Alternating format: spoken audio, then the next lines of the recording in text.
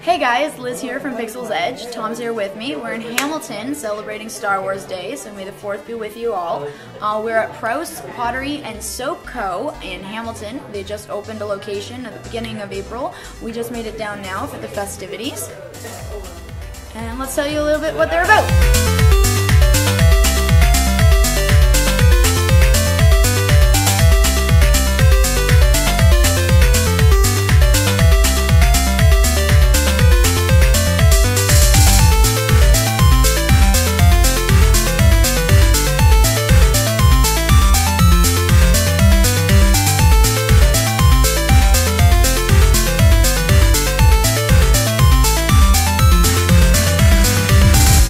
Prouse Pottery and Soap Co. start? Believe it or not, a nervous breakdown. A nervous breakdown? Seriously. I was working straight nights at a manufacturing job. We made grease tubes, and it was just monotonous, crazy stuff. And as anyone knows, actually working straight nights, you don't sleep, you don't eat properly, all other fun things. So I watched a YouTube video about how to make pottery 4 years ago, and it just has been great. I bought a wheel the next day, quit my job, and now I'm a self-taught potter. What did you find were the biggest challenges in becoming self-taught through YouTube? The greatest thing that I've had literally has been YouTube. Okay. Gentleman by the name of Simon Leach, he's the grandson of Bernard Leach, who is actually the godfather of modern studio pottery. He's my mentor. He's basically been there every step of the way. He has like over 900 videos on YouTube on how to make pots and kind of how to live to be a potter. It's more like a mantra. And I owe everything to him, I truly do, because he's given me the opportunity to do what I've always wanted to do, is be an artist. I just didn't find the form until now. That's fantastic. And I mean, obviously working with pottery is your dream, and now that's expanded into owning your own business. Oh, most definitely. And then the soap aspects of it as well. It's been a great challenge trying to divide as well as conquer both instances. I mean, we make soap dishes as well as making the soap. So we can actually cross-promote and actually give the people what they need with what we actually make. We make a 5-ounce bar that's larger than most. Most people actually get a 4-ounce bar. And we can accommodate that with our oversized soap dishes. It's fantastic. You've really got the market going there, right? Well, we really try. Then there's a whole geek aspect. I mean, we're not just a pottery soap store. We're actually more of a mini geek con. You come in and all these artists that we've met along the way of doing this, between festivals and Celtic festivals and cons and everything else, we bring everybody else in and give them a hand up, because without them we wouldn't be where we are today. Absolutely. There's been so many people that have given us that hand up, so now we can do that for everyone else. Yeah, and I mean, there's magnificent amount of geekery in this store. There's keychains, there's giant artisans, there's firefly clocks. There's really anything a geek could need in functional use. That's right. Pretty much here. And on top of that, I make a lot of fanware. So I also make steampunk teapots. I make Dalek mugs. I make Dalek teapots, TARDIS mugs, you name it. And if you come to me with a crazy idea like you want Jane's Devil mug, I'll gladly make it for you. That's fantastic. Okay. Hello, Mr. Nick. One of the first things I noticed when I came into the shop was the amazing smell of all of these soaps. And the cool thing about these soaps is that they're all handmade, and the cool thing about handmade soaps is that, as you can see, you get some really cool patterns within the soaps themselves. And you can make any scent that you want. I mean, there's the standard, there's lavender, there's jasmine, but there's also things like pumpkin spice and dreamsicle, which are fantastic.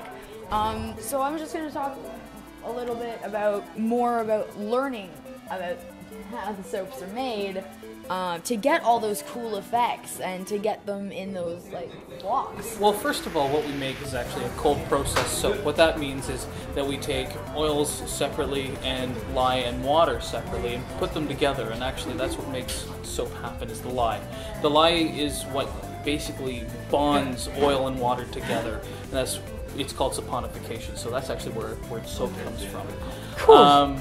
But when it comes to making the scents, we add our essential oils or fragrance oils or whatever is suited at that point. And then we use colored clays called micas. Okay. To actually color our actual bars themselves. So in doing that, we can color certain patches with the way we want, and then swirl it around with either sticks or spoons or pretty much any number of implements. Yeah. Or we can wait for things to actually settle and then pour over top and make actual layers. Yeah, like the lavender here is obviously it's pure cream soap, and then the bluish purple lavender color at the top. But when you look at the jasmine, you can see the purple's been swirled all through the mixture. But the thing too is that even though it is the cream there, the actual oils are all the way through it. So we actually set the whole bar together, and then we separate and then color different batches. Oh, fantastic. Since, well, pottery's in the name and pottery is your game, why don't you tell us a little bit about the pottery?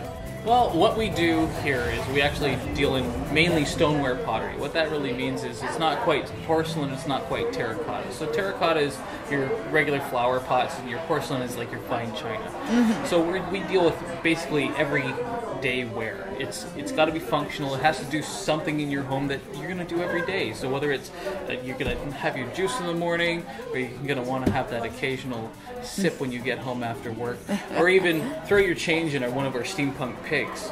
I mean, we make steampunk pretty much anything if I can get away with it, as long as my wife doesn't say no. But we deal with metallic glazes, we deal with blues, we deal with greens, pretty much any color under the rainbow.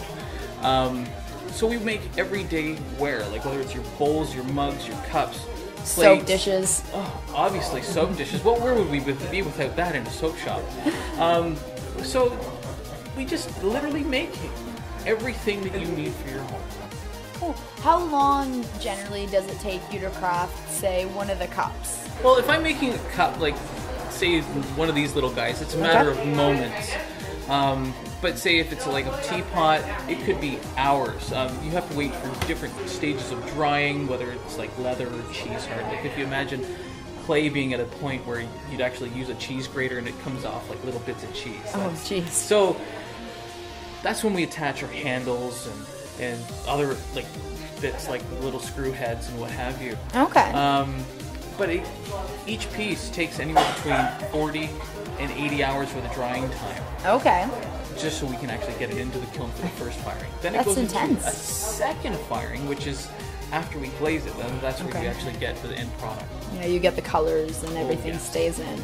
And all of our glazes are handmade by myself. Okay. Through trial and error and absolute heinous craziness. But we want it to be individual to everyone who comes in here. So if you want a mug with, like, say, a metallic crazy copper pot, we'll do it for you. If you want something like this, a lilac color, we can do that for you as well. That's fantastic. And I love that obviously, like, every item's unique, right? They may look kind of the same, but there's always going to be those small variations that come with hand-worked art that are just unique to that, item itself. Exactly. What is the longest time you've ever spent on one piece? About 18 hours. 18 hours on a large moon pot.